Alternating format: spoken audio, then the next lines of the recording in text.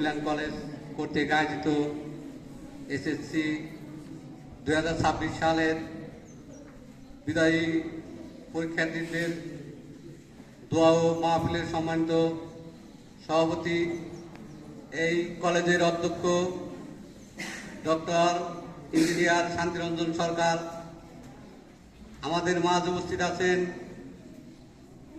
আমাদের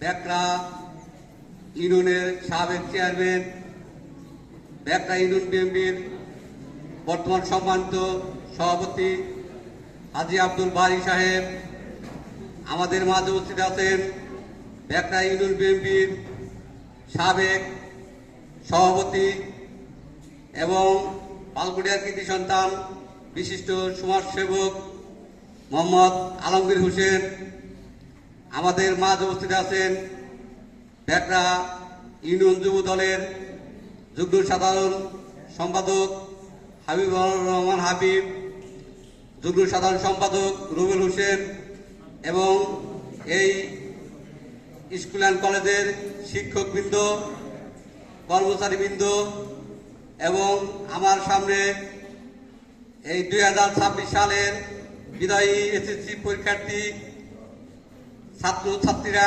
সবাইকে সালাম ও শুভেচ্ছা জানিয়ে সংক্ষিপ্ত বক্তব্য শুরু করছি। আসলে বিদায় অনুষ্ঠান, বিদায় খুব কষ্টের জিনিস, তারপরেও বিদায় দিতে হবে।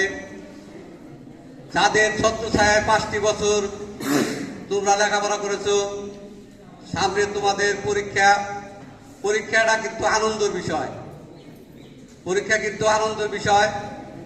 কারণ 5টি বছর আমরা লেখাপড়া করেছি একটি স্কুলে, সেই স্কুলে আমরা এবার এসএসসি পরীক্ষা দিব।